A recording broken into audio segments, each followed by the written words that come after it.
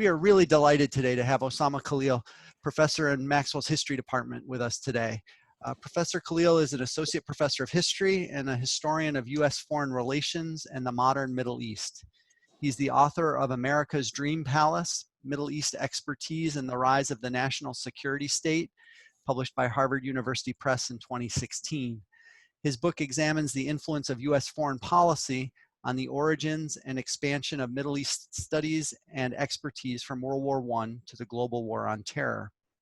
It was reviewed widely, including in the London Review of Books, Publishers Weekly, the CIA's Study in Intelligence, Commonweal, and was named by Foreign Affairs as a best book of 2017.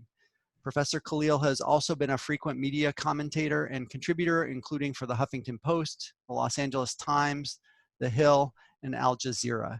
He teaches courses on the history of foreign relations, the Cold War, the history of international relations, America and the Middle East, and the Vietnam War and popular culture. In 2018, Professor Khalil was honored by Syracuse University with the Chancellor's Citation for Faculty Excellence and Scholarly Distinction. He is one of those faculty members that that make working in Maxwell School just a joy, that you get to have these kind of interactions with him and learn so much. So we're delighted to share him with you today. Osamah, please take it from here.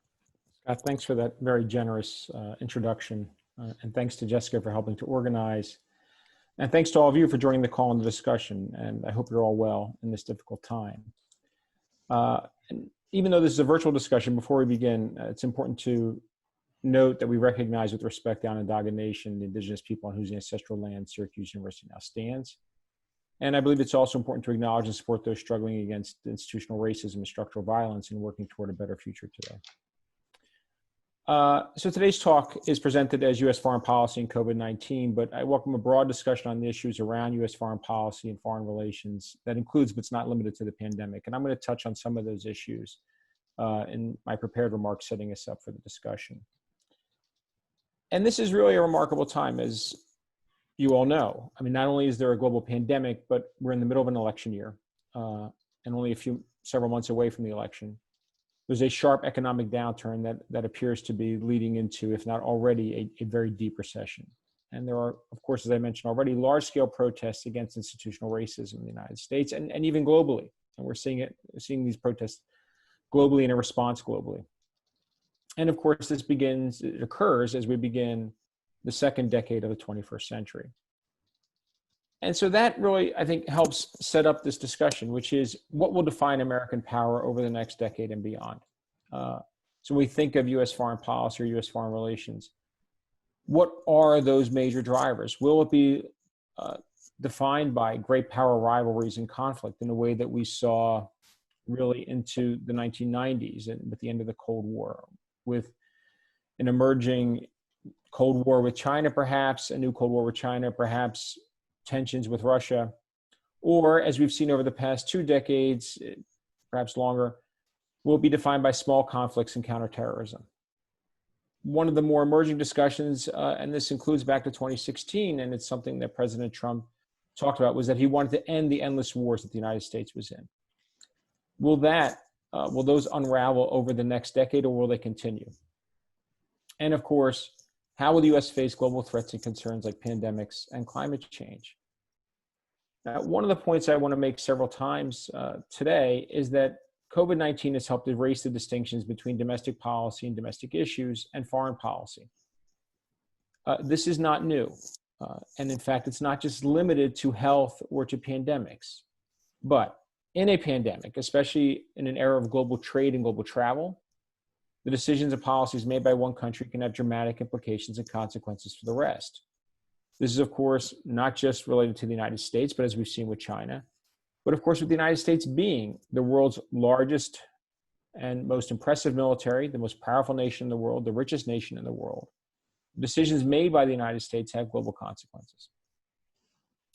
We also have an understanding that the distinctions between domestic policies or domestic issues and foreign policy can be arbitrary. And we know historically, so as a historian of the United States and U.S. history, we know that domestic politics and policies in the United States have had a direct relationship to U.S. foreign policy. And among those include electoral considerations, not just presidential elections, but midterm elections. And of course, coming back to COVID-19, we need to think about what the short and long-term implications of COVID-19 will be on U.S. foreign policy. How has it impacted America's global standing and the U.S. response to it? How have the large-scale protests that we've seen over the past few weeks further diminished American prestige internationally? One of the questions that we can come back to over and over again when we think about pandemics, whether it's COVID-19 or the next pandemic or a second wave of COVID-19. What is the role for diplomacy? And what is the role for the military? How do we find that tenuous balance between these two? And one of the things I'd like us to come back to, and hopefully we will, is what are the priorities for the short and long term? How is this reflected in budgetary policies and in official positions, in official declarations? And so all of those, I think, help us come back to that question about what really defines American power over the next decade or 2 decades. And some of those decisions I'll come back to really do have long-term implications.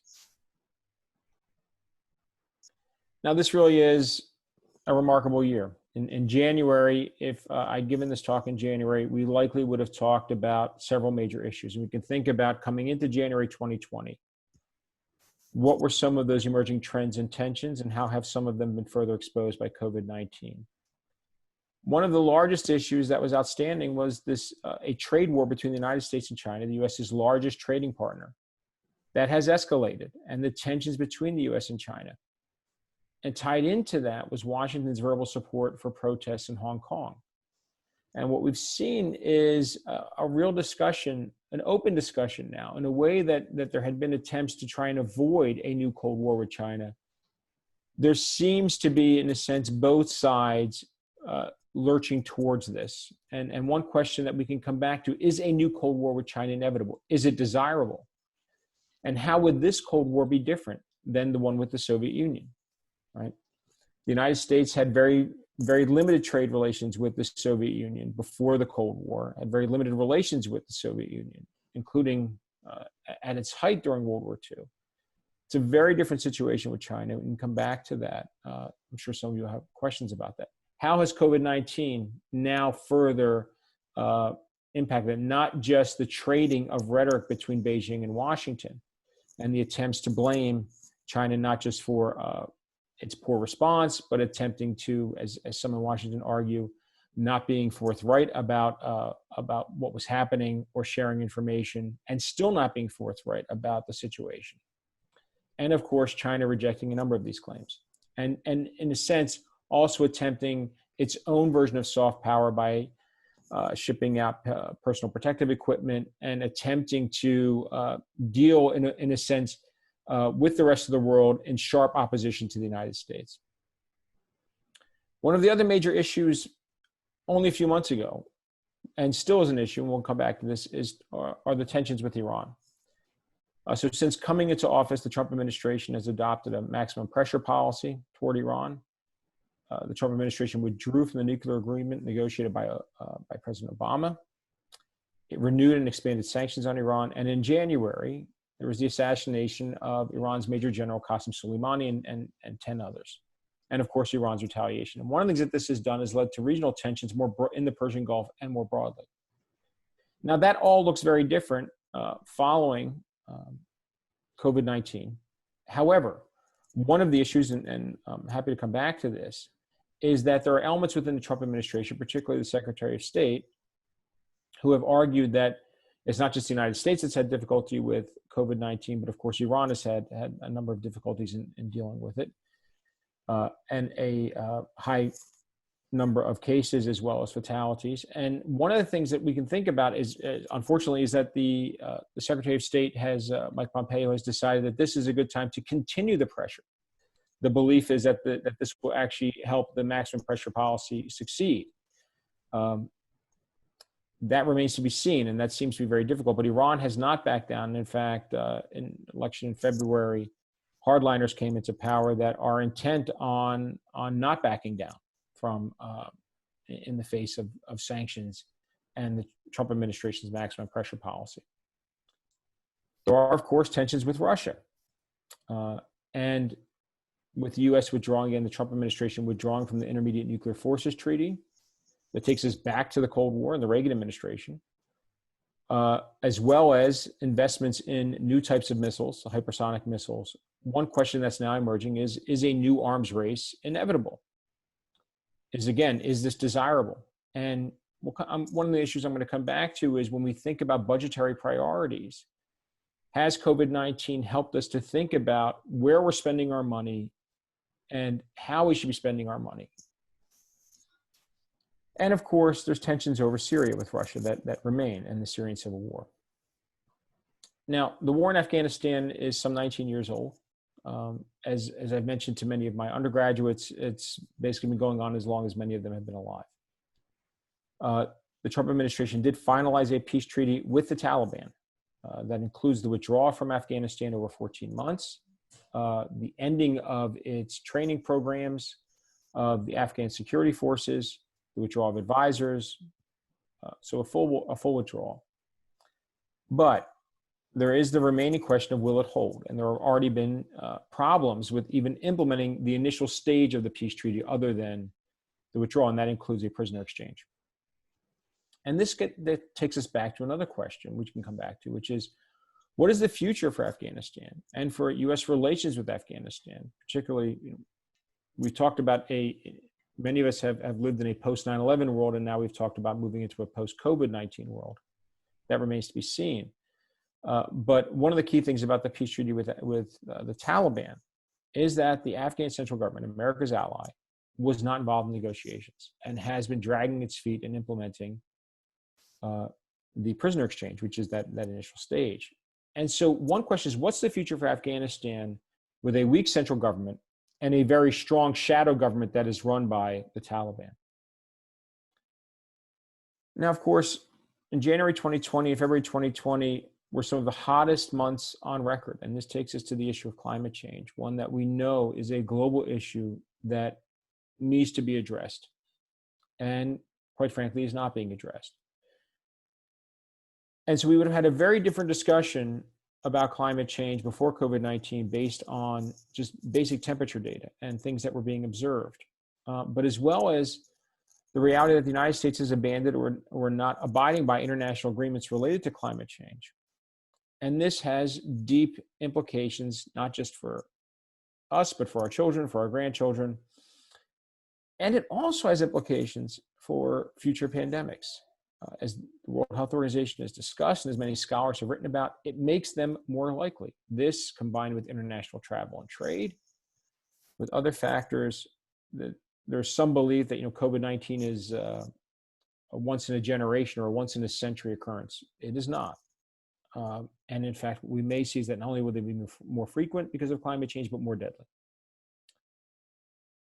There are a number of other issues that were all bouncing around in and around January 2020 that we would have and likely could have discussed. So not just the ongoing counterterrorism operations that the U.S. has in at least 7 countries, and how has that been impacted by COVID-19? The U.S.'s tensions with its traditional European and NATO allies, Trump's deal of the century for Israel and the Palestinians, and Israel's current plans to annex parts of the occupied West Bank, the U.S.'s support for Saudi Arabia's war in Yemen. All of this were in the ether. And we were really upfront prior to the pandemic. And some of them are reemerging as issues, again, as we head into the summer and the fall. And of course, another issue was economic uncertainty, pre-COVID-19, and a very deep recession now that's been exacerbated by COVID-19 and by unstable oil prices. So these are some of the emerging trends and tensions that what I would like us to think about is, and happy to address some of the different questions, how has COVID-19 impacted these? Has it changed how we think about these? Or has it just made the situation, is it just another factor in a very complex world and a complex situation? We think about everything we juggle with U.S. foreign policy. Now, this is obviously an election year. And U.S. foreign policy often doesn't rank highly in voters' minds. And with COVID-19 and with an economic recession, it's also unlikely that it will be seen as something that will be in the top 2 or 3 issues. It's often not there. And when it is there in the top 2 or 3 issues, it's discussed as something like terrorism. But as we've seen with the pandemic, foreign policy is that intersection point between domestic policy and foreign policy. And then the question, it takes us back as we think about this, because when we talk about that foreign policy is not usually a major issue in presidential elections. And the discussions, frankly, in, as many of you know, in the presidential debates, or as even if you've watched during the primaries, very, very limited discussion of foreign policy, and often doesn't rise above basic platitudes, right? We think about some of the catchphrases about security, terrorism, that are often thrown out. But COVID-19 has helped us should help clarify some of these issues, because in 2020, we need to be thinking about what kind of direction should the United States be taking. Is this the time now to strengthen or abandon international institutions? What role does the U.S. see, not only for its traditional allies, but for former rivals? We do live in a global world, one in which there are global threats like climate change and pandemics. How should they be addressed? And the decisions that are made now in 2020 and in 2021 have long-term implications. For example, there were cuts to CDC's budget over the past 2 to 3 years that compounded decreased funding over the past decade. This had an impact on the monitoring and response to COVID-19. This is undeniable. For example, CDC had a large or a decent sized Beijing office. It had one for more than a decade. It has others around the globe, the Center for Disease Control, that deal with in global hotspots, designed for the monitoring and response to potential viruses and pandemics and epidemics. The cutting of funding to CDC has a direct impact not only for response to COVID-19, but for other pandemics that may come, other epidemics. And again, in a global world with global travel and global trade, this is a short-sighted, and one would argue a foolish budgetary decision. The other question that we need to think about is, how do we prepare for a second wave of COVID-19 or for another pandemic? Again, these are linked. And the budgetary decisions have implications. So for example, the fiscal year 2020 budget pre-COVID-19 had large cuts to the National Institute for Health, CDC, Health and Human Services, education, and these all reflect priorities. What do we believe America's budget, what do we think, where do you think the United States should spend its money, both domestically and internationally? And with something like a pandemic, these are connected. The other way they're connected is that the United States was, until very recently, the lead funder to the World Health Organization, both the US government and then a very large number of contributions from US-based philanthropic foundations, for example, the Gates Foundation, the Bloomberg Foundation. And so one of the questions we can come back to is, in the wake of the announcement by the Trump administration that it was discontinuing funding the WHO, is should the US work for reform and improvements as the lead funder? Or is the other option to abandon the institution in the middle of a pandemic? And to keep in mind, these are institutions that are decades old, that the United States has played a key role in building up.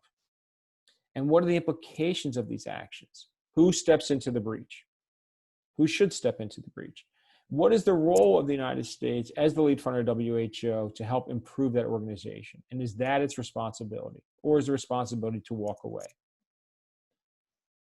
Now, CDC is not just, even though we think of it as an American organization, which it is, it's often a first responder. CDC's budget is bigger than that of the World Health Organization by several fold, in fact. What is its right budget? Now, in recent testimony, we've heard from key officials at CDC that they've been underfunded for years, that it's not just about the past 2 or 3 years. In the Trump administration, that they've been underfunded for years, and yet they're expected to do the impossible. Can this be fixed? Can we, there's one term that you often hear about, right sizing of budget. What is the right size of the budget for CDC? What are our expectations for it? Are they reasonable? Are they realistic? Now, one of the things I think we should also think about is, in the wake of COVID-19, is how can we incentivize research in the basic sciences and health sciences for the future, right? The United States is a very wealthy country. And we do have a global presence and some would argue a global responsibility. But we also know that our domestic priorities don't often align. And yet this is an area where the United States does lead and can continue to lead, and investments in the basic sciences and in health sciences can pay off decades down the road.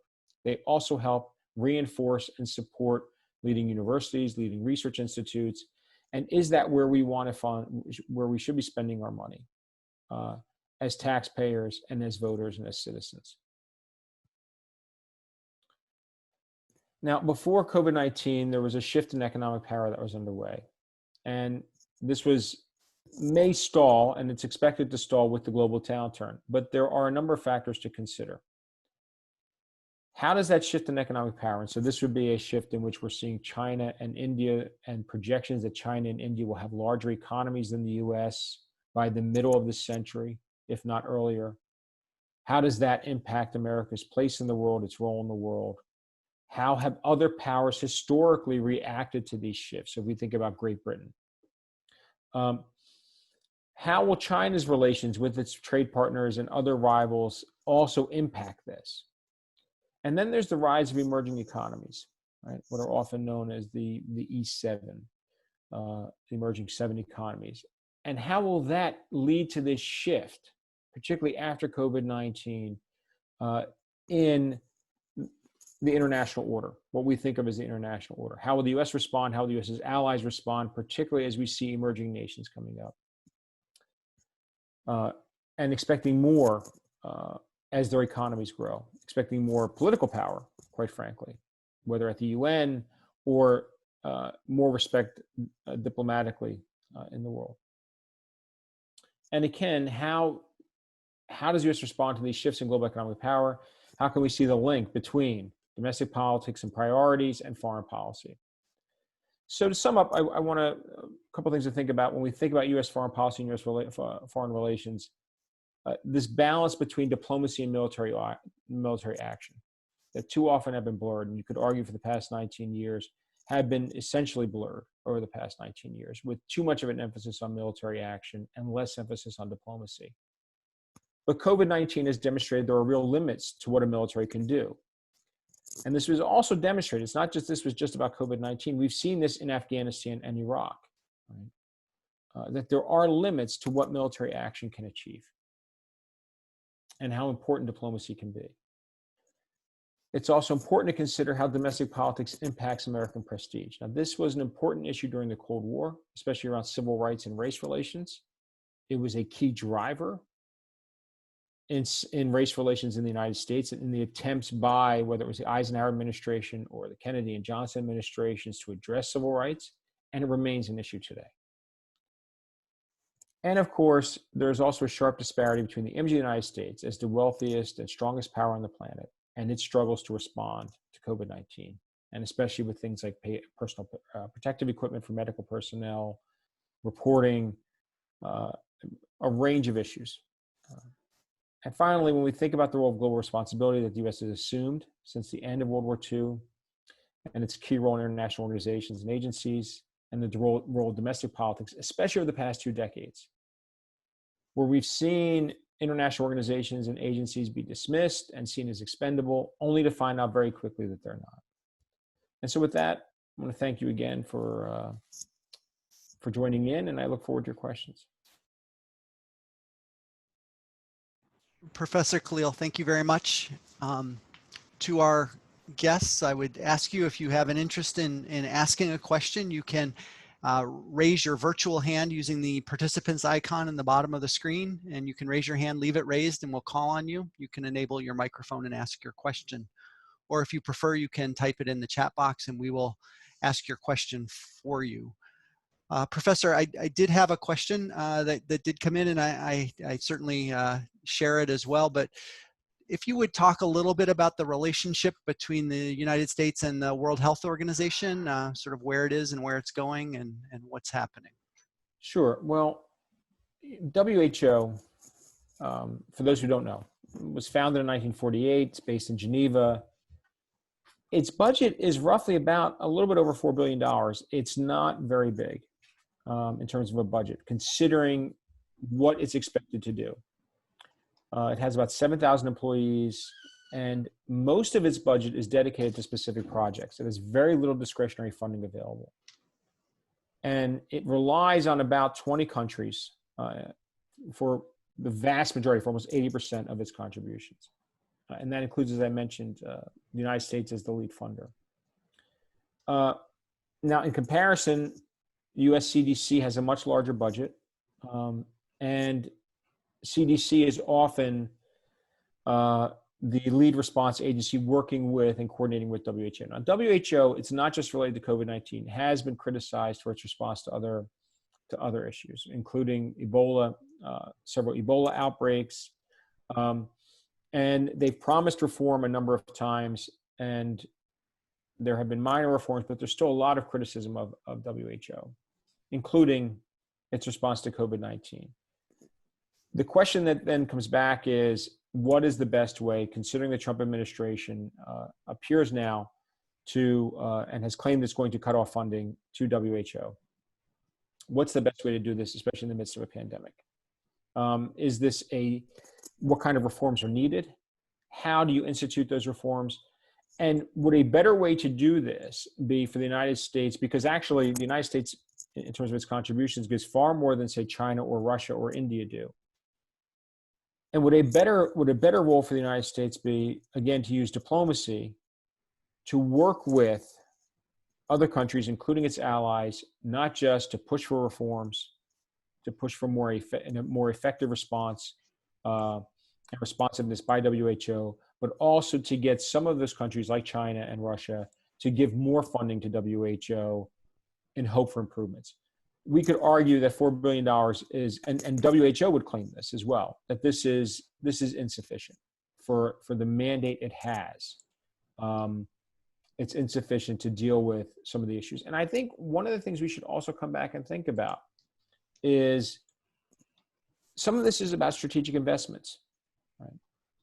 And investing for the future. So $4 billion may sound like a lot, but we all know that the response, quite frankly, the stimulus packages that were just passed, and this is, I think it's important to note, has been warned for well over a decade, if not 2 decades, that a pandemic like COVID-19 could cost at least $6 trillion globally, if not more. And we know that we've blown through that number just in terms of the US's response. So the US has been critical of WHO publicly, not just with COVID-19, but before. There are opportunities and there should be reform. And there are a number of experts who've written about this, who've talked about how reform can be achieved and should be achieved. But it is extremely short-sighted, I would argue, to defund WHO and then essentially to punish them in a way for what is seen as a insufficient response to COVID-19. Thank you, Professor. Can you hear me? Yeah. I'm having some issues with Zoom at the moment, but Okay. Another question that I have, you mentioned tensions with Iran before COVID-19. Right. How has that developed in response to the pandemic? I know there was, we all know there was a recent prisoner release. What do you see there, Professor? Sure. So effectively, there are 2 tracks, as we've heard. I mean, there has been an attempt, there are elements within the administration, as I mentioned earlier, with Secretary of State Mike Pompeo, who has been pushing for a far more aggressive approach toward Iran. And this includes, really before March, and you could say before April, when Iran was really struggling with its response to COVID-19. Pompeo and several others within the administration argued now is the time to really press Tehran. And there are others within the administration, including at defense. I mean, it's fairly telling about the current administration. And it takes us back to this tension I talked about between military and diplomacy. it's fairly telling that it was the Pentagon, and from what we can tell, Secretary of Defense Mike Esper, who argued this is not the time to increase tensions with Iran. We don't think Iran is going to buckle. We don't think that they're going to, because part of this is about not just further pressuring Iran, but this belief that now the United States can get Iran to agree to its really draconian terms on reinstituting a nuclear agreement. There are very few indications that Iran's willing to do that. As I mentioned, there was an election in February in which the hardliners won. This was one of the implications of the assassination of General Soleimani, that emboldened hardliners. There was another implication of the withdrawal from the nuclear agreement that hardliners have argued, see, we said the United States could not be trusted and they can't be trusted. And so reformers have really been kind of pushed to the side. And it currently, there are a number of heightened tensions in the Gulf. There is room for diplomacy, but that window is narrowing. One could argue there was really a window rather than taking a hardline approach with COVID-19, that there was an enhancing sanctions, which is what the United States did, that was to use COVID-19 as really a way to kind of offer a olive branch to Tehran and try and improve relations. Unfortunately, that didn't happen. And my concern is, as we head into the summer and the fall, that tensions will just continue to increase. Thank you, Professor. Jess Murray, can you take questions from here? I'm having some technical difficulties. If you could take it from here, that'd be great. Jess? And Jess is muted. Nope, and I'm here. She is. Thanks. Here I am. Apologies all. We have a question from Dave, who's asked a question that many of us may be wondering. How does our domestic racial crisis relate to all of this? Well, that's a great question. So, one, I want to put it in a historical context, and I want to come and then bring it forward a little bit. One of the things that's often not well understood, for example, about the civil rights movement in the United States was that, of course, it was global, and it occurred at a time, the height of the Cold War, in which the United States was arguing to newly independent countries in Asia and Africa that they needed to be afraid of the Soviet Union and the threat of communism, and that the United States stood for freedom and democracy. And the pushback that Eisenhower, Kennedy, and Johnson administrations got was, you can't speak to us about anti-communism when in your own country race relations are terrible. And we know that they're bad because when we as newly independent Asian and African countries, when we send our diplomats to Washington, they're discriminated against at the airport, they're discriminated against at restaurants and at hotels. And so in a sense, the United States, because of its global image, is part of this global struggle against communism, needed to fix its race relations at home. Now, this was done, but as Reverend Martin Luther King Jr. argued, as even LBJ, President Johnson acknowledged, the Voting Rights Act, the Civil Rights Act were just initial steps. And we're still dealing with some of those implications.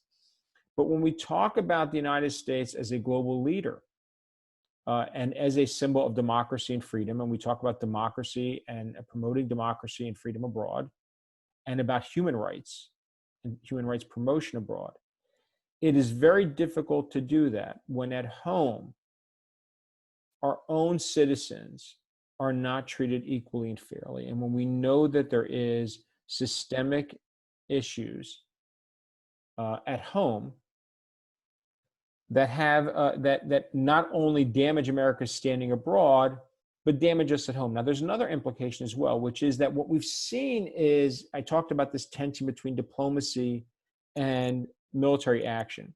But what we've also seen over the past 2 decades has been a militarization of the police force that almost runs in parallel with greater use of force abroad.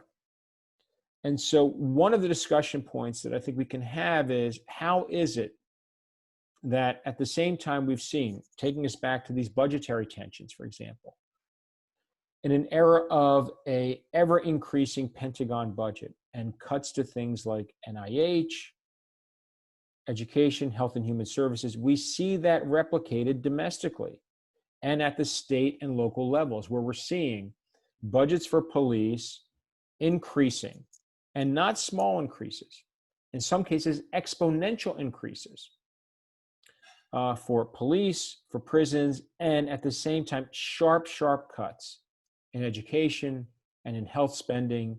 And so these are intersecting. When we look at the militarization of police forces, when we look at the same way we're expecting the military to do more abroad, we're expecting the police to do more at home in dealing with things like behavioral issues, behavioral health issues rather, in dealing with homelessness, in dealing with truancy, in which, and what police will tell you is they are not trained to do this. So as we've watched the social safety net really be stripped away over the past 2 to 3, 4 decades, we were expecting more and more from police and from the prison system, and we know this is not the way to do it. So there is this link between foreign policy and domestic policy. There's also this link between, as we know, our National Guardsmen who serve overseas, come back home and are sent into situations where they're not well trained to respond to large protests, in some case riots, etc., or may actually, because of their actions, this takes us back to the 1960s, may actually help instigate, as happened in several cities in the 1960s, and we've seen this since, may actually help maybe escalate a situation whereby it would have been dealt with, it should have been dealt with differently. We have another question from Max, who is an incoming MAIR student here at Maxwell. His question is about U.S. foreign policy in the Middle East. Right. How do you think the COVID-19 pandemic and the protests against institutional racism in the U.S. will affect U.S. approval of Israel's one-sided annexation plan in areas of the West Bank? Well, it's a good question, and it's I would argue that they're likely separate. In this sense, that as I mentioned before, much of this was put in place over the first 2 years of the Trump administration, including the Trump administration's policies toward recognizing Jerusalem as Israel's capital, also recognizing Israel's annexation of the Golan Heights. So some of this has to do really with how the Trump administration views the conflict, how key elements of the Trump administration view the conflict, as well as the influence, quite frankly, of several of the major donors to the Trump campaign and their own desires. And some would argue that also links to the tensions between the United States and Iran. There's several ways to think about this. One is, and this was present in the Trump peace plan, Trump's vision for peace, if you will, as he described it, that this was a one-sided document. And it was one in which basically it negated negotiations over between Israel and the Palestinians, and essentially gave a approval, a green light to Israel and to the Netanyahu government to annex the West Bank. There are long-term implications for this regionally in the Middle East, not just for Israel and the Palestinians. There are longer-term implications for the rest of the region, that the Trump administration and the Netanyahu government are essentially saying, we think we can deal with this. We think that the tide is moving in Israel's favor. Demographically, that's not the case. The reality is today, and it has been for several years, that the majority in Israel-Palestine right now are Palestinians, and they live in varying degrees under varying different legal regimes. Some have rights as Israeli citizens, some have no rights as all those living under occupation. So the annexation, which seems like it's going to go forward, and we expect within shortly for this to be approved, has real dramatic implications, not just for U.S. standing in the region, but for the people on the ground. And the question is, if the United States is no longer seen as an honest broker, and it hasn't been seen as an honest broker for some time on this issue, what other options are available?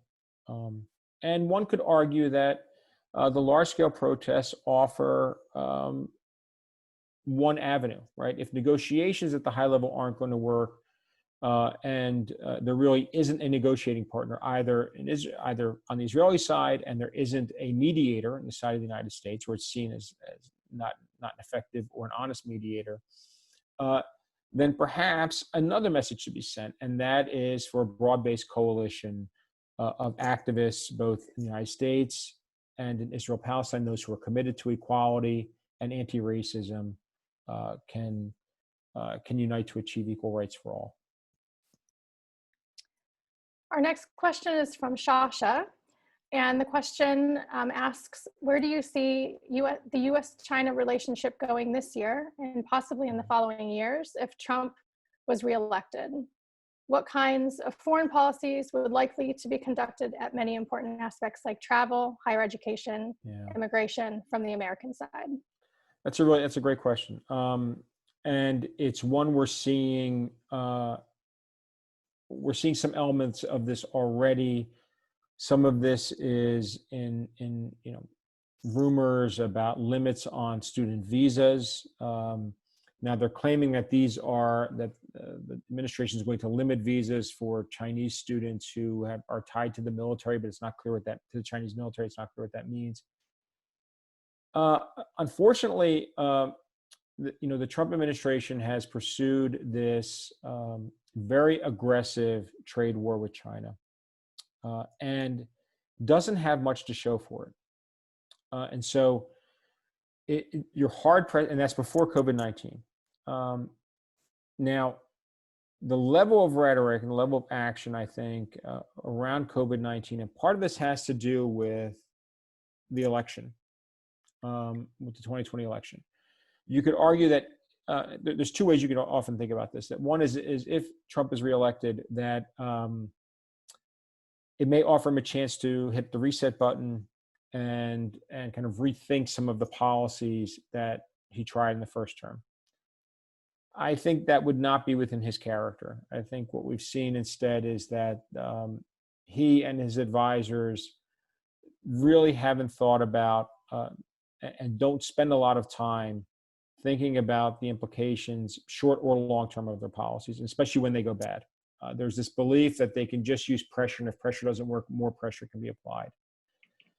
So I do think if the Trump administration comes into office, is reelected rather, that tensions with China will continue and may be heightened. That being said, right now at least, it's not clear that the Biden administration is going to be, although it may be different in terms of rhetoric, in terms of its tone, I also think there'll be tensions between the United States and China in a Biden administration. I think it's important to remember, going back to Obama, there was Obama's attempt, the pivot, if you will, what was called the pivot away from the Middle East towards China. And with that, we saw the United States attempting to really build up its relations with a number of countries in the Asian region, the East Asian region, to kind of balance against China. So whether it's Vietnam, the Philippines, and that had some benefits, but we can't ignore that, this is not going to be, it won't turn on a dime. In fact, I think that there's probably some good evidence that we may actually see tensions continuing regardless of who's elected. We now have a question from Mohammed, who asks, has the COVID-19 pandemic led to a freeze in state actions globally? Thinking particularly of the Syrian civil war, Yemen, Palestine, etc. What hasn't? Unfortunately, it hasn't. I think there's been a kind of a there's some who argue that it's reduced, but what we've seen, for example, in terms of the Syrian civil war, is that military action has continued, particularly in and around the Idlib province. There is some evidence that there is actions on the ground. It's it can be very difficult. If COVID-19 has done anything, what it's also limited is the reporting on the ground, in part because authoritarian regimes have done several things. One is they're often not being truthful about the level of infections, number of cases they have, how they're dealing with it. Some of them, quite frankly, are limiting care to areas that are seen as expendable. Okay, even with lockdown, et cetera, what we've seen is that there have been lower level actions, but military action has continued, and we can expect it to continue going into, for example, the late summer and fall, and that includes, for example, Syria was mentioned. We've seen actions, especially aerial campaigns against areas in Idlib province. There are questions about in the south whether or not a reemergence of an opposition force is coming into the south of Syria, or if this is temporary. In Yemen, we've seen an explosion of COVID-19 cases on top of what's already a humanitarian catastrophe. So if anything, it's limited the reporting on what's going on the ground, but some of these issues are still continuing, particularly those where aerial campaigns are possible, unfortunately. Now we have a question from Ray. Yeah. Would the CDC's overseas monitoring stations, which were recently closed, be more suitably managed by the WHO? And could this be a stipulation in WHO reform requested by the US? Right, so often they're coordinating with each other, right? So this is WHO also runs offices there that coordinates with CDC. Part of this has to do, I think what's often, there are several aspects to the reforms that are needed. One of the complaints in the past has been that WHO, for example, with Ebola, was slow to respond, often tended to be very conservative in its responses. Some of this has to do, WHO is going to argue that this has to do with real limitations in its budget, as well as limitations in the countries where these outbreaks are occurring and their ability to respond. Some of that, there is some truth in both of those cases. However, we do know, right? And we know WHO that its budget is very limited, and in fact, most of it, that there's very little discretionary funding available. And so I think when we talk about reform, that reform takes on several different factors. And one of those key reforms would be, how do you make an organization like that more responsive? How do you also help? One way to think about this is, how can we also help build up those areas where we have outbreaks and where the health infrastructure is limited or is underfunded, considering that there are global implications to viral outbreaks and epidemics and pandemics. So one of the ways to think about it is there something else? Is there another way for us to think about the role of WHO and its role in these hot zones? And that's one I think that a number of experts have written on this, especially when we think about, and it takes us back to some of the debates that have gone on in the health sector, particularly those involved in international health, about how do you bring attention to these issues? And often it's very reactive. One of the things I should have mentioned earlier, when we think about US foreign policy and elections, is US foreign policy is often reactive. And this is also the case with response to pandemics. So usually healthcare is underfunded in much of the world, unfortunately.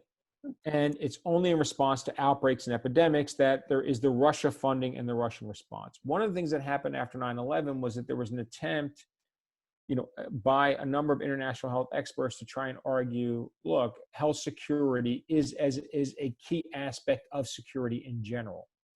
And so if we're going to invest in things like nation building in Iraq or in Afghanistan, we need to think about nation building elsewhere. Now, all of this is very fraught and contentious. However, one of the other aspects that needs to be brought in is to ask, particularly in key countries where they have outbreaks like Ebola, what is it you need? And this is one of their criticisms of WHO, is in fact that WHO can often be, from their perspective, condescending, dismissive. They don't listen to host governments. And so there also has to, when we talk about reform, there also has to be improvements in communication, international communication, but also communication between WHO and those countries, and a better understanding of what they need and what's the best way for it to be delivered. We have one final question that's come in via the chat. It's from Alexandra.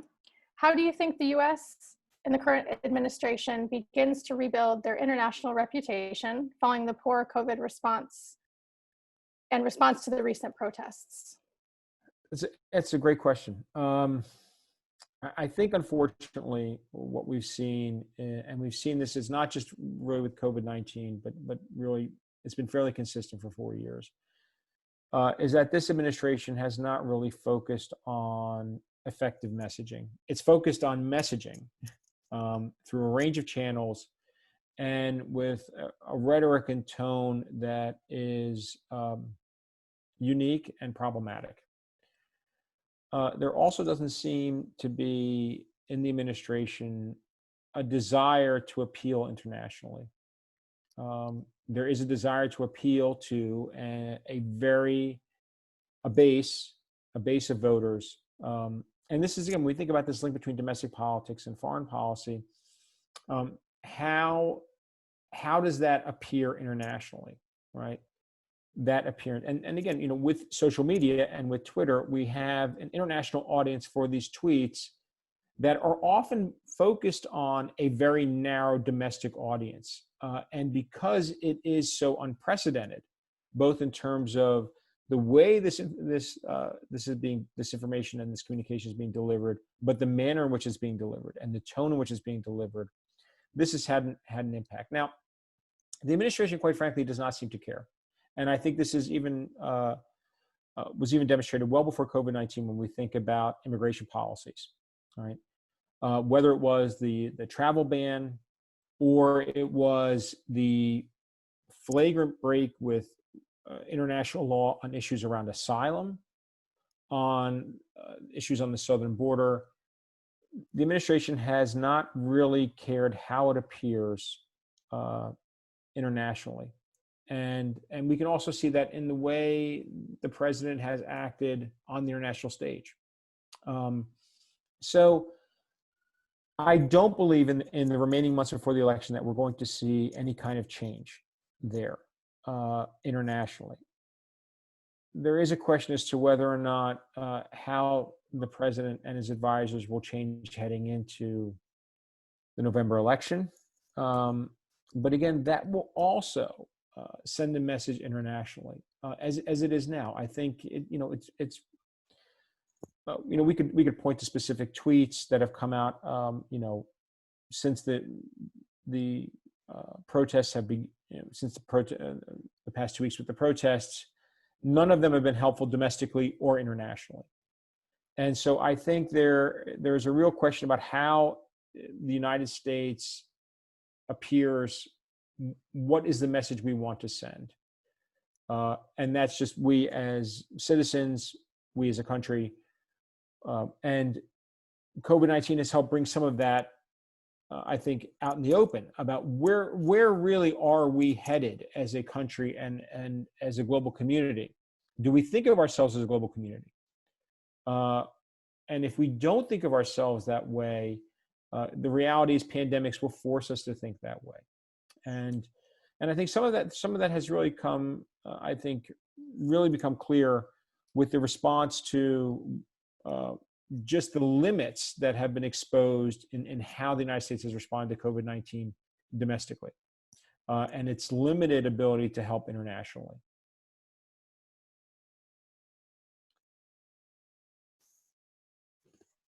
Jessica, did we freeze? Professor, yeah, thank you so much. That was a great hour for us. What a thoughtful conversation. We appreciate it. We thank Maxwell's outstanding information and computing technology team, Tom Fazio, for supporting this talk, and we thank the Maxwell Dean's Office and Jessica Murray, Maxwell's Director of Alumni Engagement, for organizing the event. A reminder to our guests that next Wednesday, June 17th at 2 p.m., we will be joined by Dr. Joseph A. Strasser, Professor of Public Administration, Tina Nabachi, who will speak on defending democracy, examining the rollbacks and regime cleavage in the U.S. and the world today. We hope you'll join us for that session also and for future events we are planning throughout the summer. If you have questions or suggestions for future topics, please contact Jessica or myself, and we would look forward to building them for our alumni. Once again, thank you, Professor Khalil, and thank you to our guests for being here today. Go Orange.